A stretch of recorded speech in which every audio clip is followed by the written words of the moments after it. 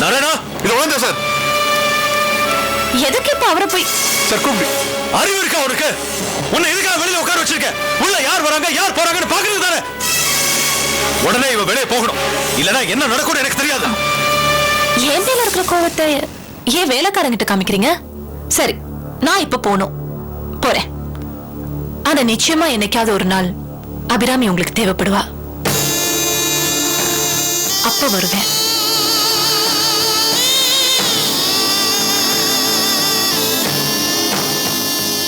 பாய்.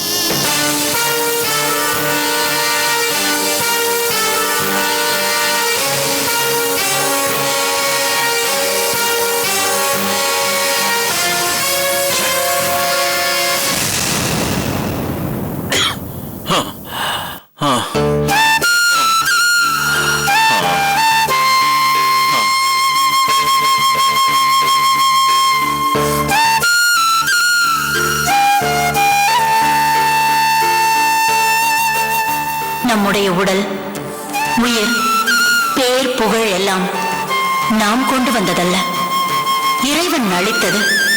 நாம் வாங்கி வைத்திருக்கிறோம். அவன் கேட்கும்போது அவனிடம் திருப்பி தந்துவிட வேண்டும். ஜனனம், மறுபக்கம் மரணம். மனசை லேசாக்க கண் திறந்து கண்மூடும் கண்ணாமூச்சி விளையாட்டுதான் வாழ்க்கை என்று உணர்ந்து கொள். நிம்மதி உன்னை நாடி வரும்.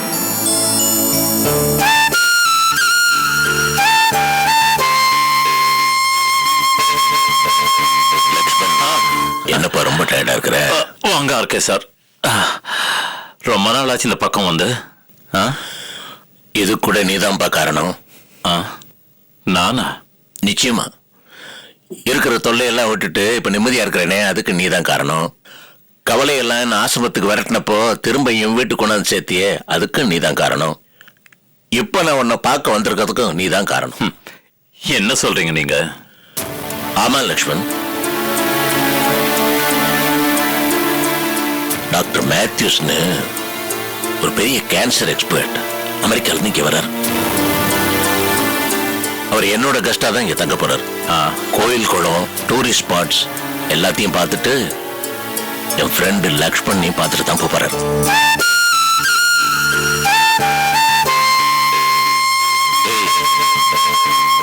ஏன் ஒண்ணுமே பேச மாட்டேங்கிற?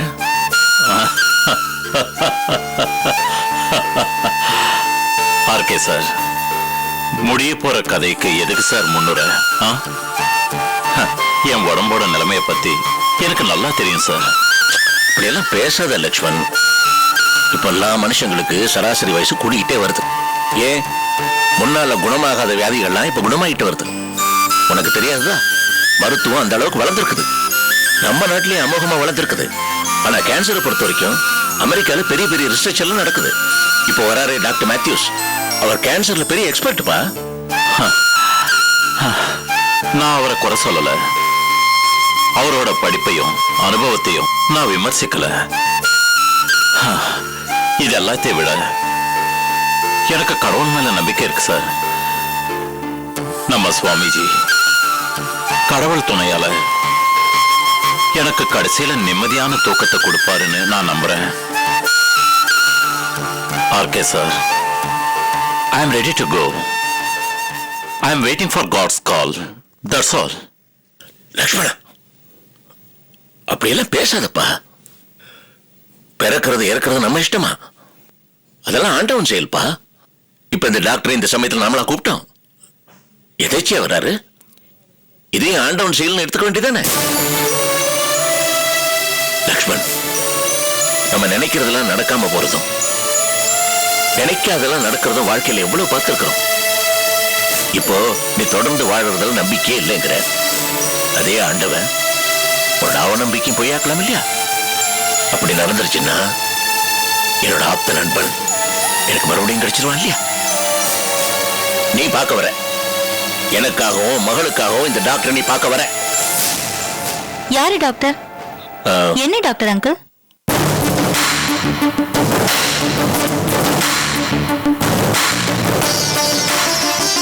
அது டாக்டர் மேத்யூஸ் ஒருத்தருமா அமெரிக்கா வந்து வராரு. பிசினஸ் அட்மினிஸ்ட்ரேஷன்ல டாக்டரேட் வாங்கியிருக்கிறாரு. Is doctor of business administration. என்னோட இண்டஸ்ட்ரி ஆரம்பிக்கிறதுக்கு ரொம்ப ஹெல்ப் பண்ணாரு. அவர் எதிர்ச்சியா இந்தியா வராரு, பார்த்தானே உனக்கு ஹெல்ப்ஃபுல்லா இருக்கும் பாருடான்னா பார்க்க மாட்டேன்னு முரண்டு பண்ணிட்டு இருக்கிறான். ஓ, நீங்க பிசினஸ்ல டாக்டர் பட்ட வாங்கினதை சொல்லிட்டு இருக்கீங்களா? நான் ஏதோ மெடிக்கல் டாக்டர் பத்தி சொல்லிட்டு இருக்கீங்கன்னு நினைச்சேன். அவர் வராரா? அவருக்கு டூரிஸ்ட் இன்ட்ரெஸ்ட் பிளேஸ் எல்லாம் பார்க்கணும்னு ரொம்ப ஆர்வமா இருக்காரு. இந்த கோயில் குளம் இந்த மாதிரி இடமெல்லாம் நானும் உங்க அப்பாவும் அவருக்கு சுத்தி எல்லாம் காமிக்க போறோம். கோயிலுக்கு போறது நல்ல விஷயம் தானே, போயிட்டு வாங்க. பாட்டியா, உன் பொண்ணே ஓகேன்ட்டா, இப்ப வர வேண்டியதானே? அப்பா, நீங்க எங்க வேணா போங்க. ஆனா சில்க் ப்ராடக்ட் எக்ஸிபிஷன் ட்ரேட் சென்டர்ல 4 நாள் எக்ஸிபிஷன் வச்சிருக்கேன். அதுக்கு மட்டும் வராம இருந்துடாதீங்க. வந்துட்டே போறேம்மா. தேங்க்யூப்பா. வரேன் அங்கிள்.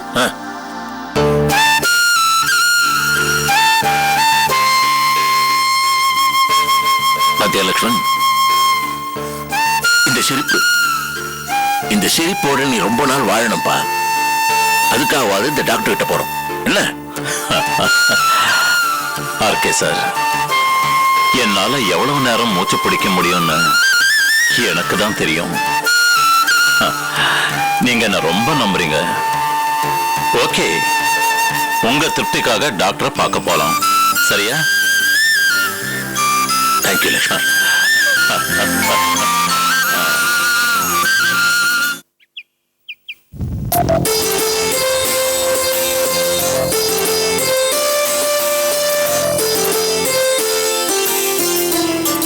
மீனாட்சி, மா, ஒரு அப்பளம் பொரிக்க இவ்வளவு நேரமா? சீக்கிரமா வா. இதோ வந்துட்டேம்மா.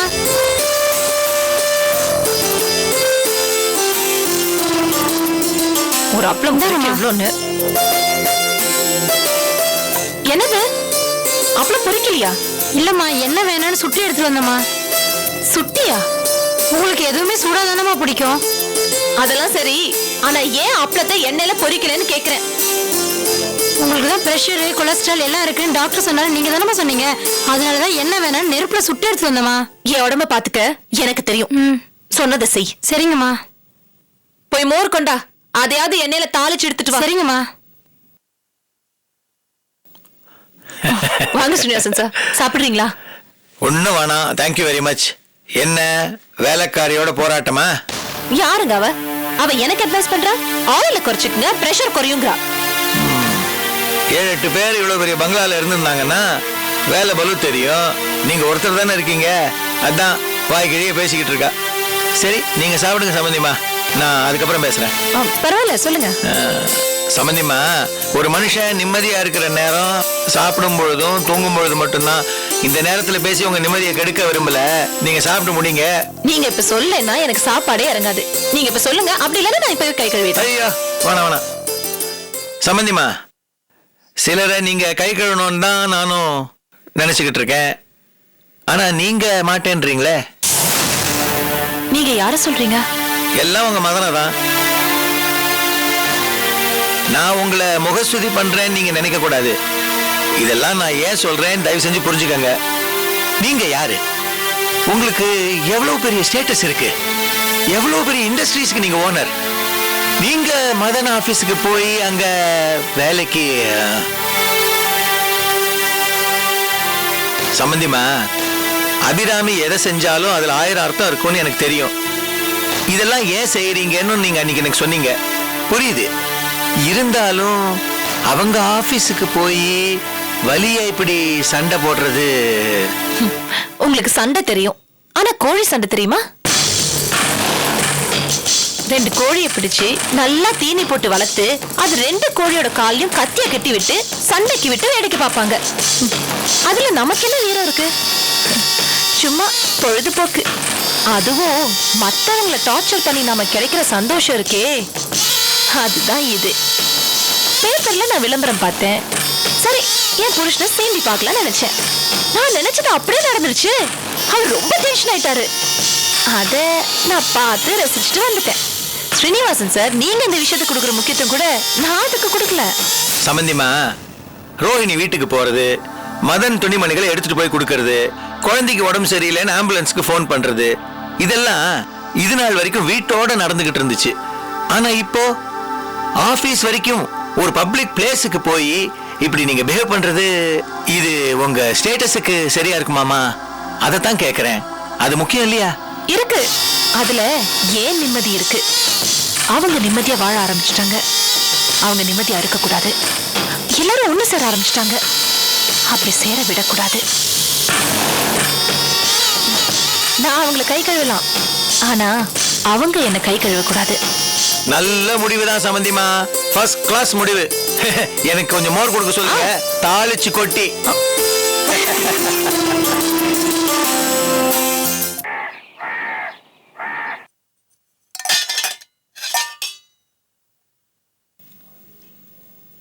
தக்காளி நல்லா இருக்கே, இன்னும் கொஞ்சம் வாங்கியிருக்கலாம்ல.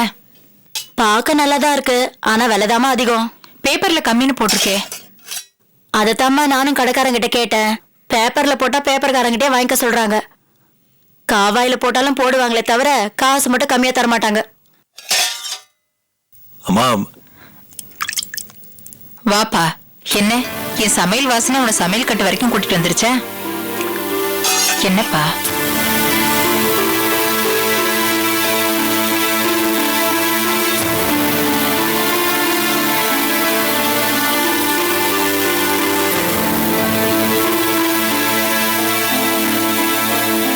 என்ன மதன்?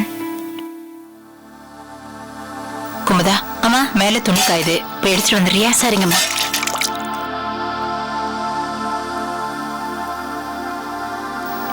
என்னடா ஆச்சு?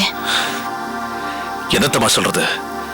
நாம என்னதான் விலகி போனாலும் அந்த அபிராமி ராட்சசி நம்மள விடுற மாதிரியே இல்ல. என்ன பண்ணா? என்ன பண்ணாளா? வீட்டுல வந்தா கலாட்டா பண்ணான்னு போலீஸ்ல கம்ப்ளைண்ட் கொடுத்தோம். அதோட விட்டாளா? பிரச்சனை பண்ணிட்டே இருக்கா. வீடு மாறி வந்தா அவ தொல்லை விட்டுருன்னு நினைச்சோம். ஆனா அவ விடுற மாதிரியே இல்ல. இப்ப ஆபீஸ்க்கு வந்துட்டா. ஆபீஸ்கா? ஆமாமா. அங்கேயே வந்தா? அம்மா, சாந்தி இருந்த இடத்துக்கு ஆள் வேணும்னு விளம்பரம் கொடுத்தாங்கல்ல, அதை பார்த்துட்டு ஃபைல தூக்கிட்டு வந்துட்டா. எனக்கு வேலை கொடுங்கன்னு. கழுத்தை பிடிச்சு வெளியில தள்ள வேண்டியதானே? எனக்கு வந்து ஆத்திரத்துக்கு அப்படியே பண்ணிருப்பேம்மா. அப்படியே பண்ணிருப்பேன். ஆனா அவ என்ன நினைக்கிறா, என்ன பண்றா எதுவும் தெரிய மாட்டேங்குது. நாம ஒண்ணு பண்ண போய் அதை பெருசா டைவர்ட் பண்ணிட்டானா? அது மட்டும் இல்லாம ஆபீஸ்ல இன்டர்வியூ நடக்கிறதுனால ஏகப்பட்ட கூட்டம். அவளை என்னால ஒண்ணுமே பண்ண முடியாம விட்டுட்டேம்மா. அடி பாவி. அந்த பாவி இப்ப போவாளா, மறுபடியும் வருவாளா? எவ்வளவு கூலா பேசிட்டு போறா தெரியுமா?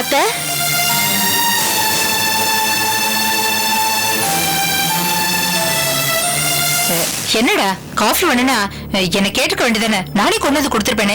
எதுக்கு நேரம் சமைக்கட்டு வரைக்கும் வந்த?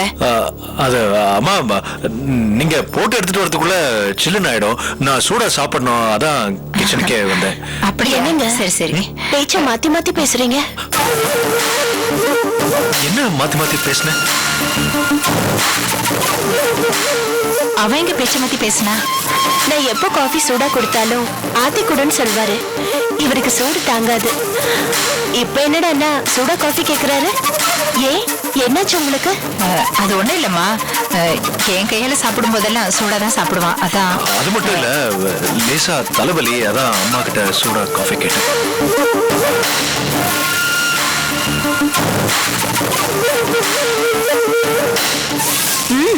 அதான் உங்க முகத்தை பார்த்தாலே தெரியுதே ஏதோ டென்ஷனா இருக்கீங்கன்னு. அத்த, அப்படியே உங்க பேரனுக்கும் பால் கலக்கி குடுக்குறீங்களா? அவன் ரொம்ப அழுதுகிட்டே இருக்கா, நான் போய் பாக்குறேன். இதை நானே எடுத்துட்டு வரேம்மா, நீ போ. அம்மா, ஆக்சுவலா இப்போ என்ன பண்றதுன்னு. இப்ப எதுவும் பேச வேண்டாம், அப்புறமா பேசிக்கலாம், போ. சரிம்மா.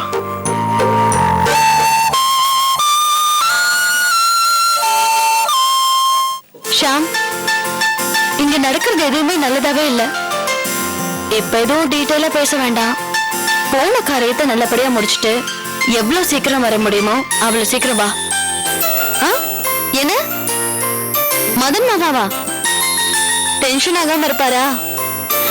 இப்ப மதன் மாமாவும் ரோகிணியும் அத்தை வீட்லயே இருக்காங்க. ஆமா, ரம்யா நல்லா இருக்கா. அவ மாமனார் அப்படியேதான் இருக்காரு. திருந்துற மாதிரியே தெரியல. ஆமா, எல்லாரையும் கேட்ட உமாவை கேட்கவே இல்லையே. ஓஹோ, அவ கூட போன்லயே பேசிட்டியா? சரி சரி, சீக்கிரம் வா. ஓகே, நீ வந்ததுக்கு அப்புறம் தான் பல விஷயங்களை முடிவு பண்ணணும். வச்சுட்டுமா? சரி, பாய். வணக்கம் மேடம். வாங்க நாராயணா. இப்பதான் ஷாம் கூட பேசினேன். அப்படியா? இருக்காரு. நல்லா இருக்கானா? போன வேலை முடியறதுக்கு இன்னும் 10-15 நாள் ஆகுமா? முடிஞ்சதும் வர சொல்லிருக்கேன். வந்ததும் எனக்கு அவர்கிட்ட கொஞ்சம் நிறைய பேசணுமா? பேசலாம். ஆமா, ஆபீஸ் எப்படி நடக்குது? புதுசா வேலைக்கு ஆள் எடுத்து முடிச்சாச்சா? அதை ஏமா கேக்குறீங்க? ஏன், என்னாச்சு? பேப்பர்ல விளம்பரத்தை பார்த்து அந்த அபிராமி வேலைக்கு சார்னு ஆபீஸ்ல இருந்து கலாட்டா பண்ணிட்டான். சார் ரொம்ப அப்செட் ஆயிட்டாரு. என்னது, அபிராமி வந்தாளா? ஆமா மேடம். அதுக்கப்புறம் சார் இன்னும் யாரும் என்ட்ரி பண்ணல. இன்னும் உங்க சீட் காலியா தான் இருக்கு மேடம். ஷாம் திரும்பி வரட்டும், அவன் மூலமா அபிராமிக்கு பாடம் புகட்டுறேன். அவனுக்கும் உமாக்கும் கல்யாணம் பண்ண வச்சு அபிராமி ஆட்டத்தை அடக்குறேன். உமா அப்பா தான் பொண்ணு கட்டிக்க போற மாப்பிள்ள வீட்டோட இருக்குன்னு கண்டிஷன் போட்டிருக்காரு. இதுக்கு அபிராமி சம்மதிக்கணுமே. அவன் சம்மதம் என்ன, ஷாம சம்மதிக்க வைக்கிறேன். பார்த்துக்கிட்டே இருங்க. நீங்க நினைச்சா நிச்சயம் இது செய்ய முடியும். அப்ப நான் கிளம்புறேம்மா. நாராயணா, மாமாவையும் ஆபீஸையும் விட்டுட்டு வந்தது எனக்கு வேதனையா தான் இருக்கு. ஆனா வேற வழி இல்ல. நீங்க எல்லாருக்கும் துணையா இருங்க. நான் சாதாரணமானவன். என்னால என்ன பண்ண முடியும்? ஒரு டிரைவரா இருந்த என்ன நீங்க தான் ஆபீஸ் ஸ்டாஃப் ஆக்கினீங்க. நீங்க சாதாரணமான ஆளா? எல்லாரும் என்ன தவிக்க விட்டப்ப எனக்கு அடைக்கலம் கொடுத்தவரு நீங்க தான். உங்க பலம் உங்களுக்கு தெரியாது. உங்களால எதையும் சாதிக்க முடியும். மாமாவுக்கு பக்கபலமா இருங்க. நீங்க சொல்றது கேட்கும்போது ரொம்ப ரொம்ப சந்தோஷமா இருக்கு, பெருமையாவும் இருக்கு. நீங்க நல்லா இருக்கணுமா. நான் வரமா.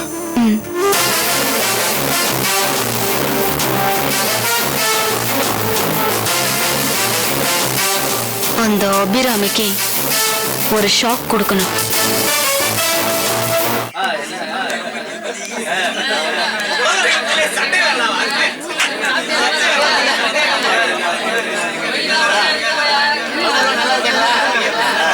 என்ன எல்லாம் வாடி இருக்குது?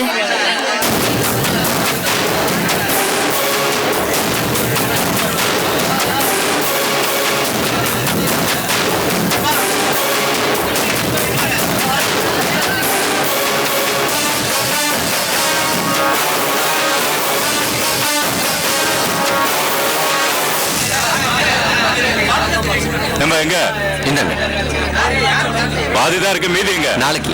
ஆமா, எப்ப பார்த்தாலும் நாளைக்கு நாளைக்குன்னு சொல்லிட்டாரு. என்ன இவன்?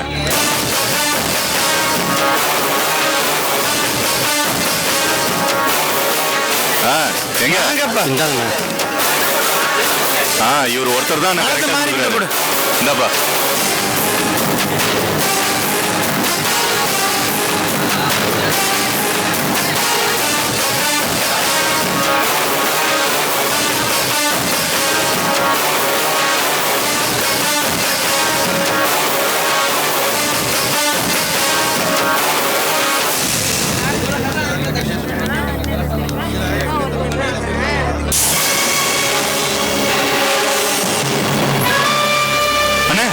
என்னடா சிவகுமார, எதுக்குடா கூப்பிட்ட? கோவிந்த பொண்டாட்டி எங்கடா? அதோ நிக்கிறா பாருங்க.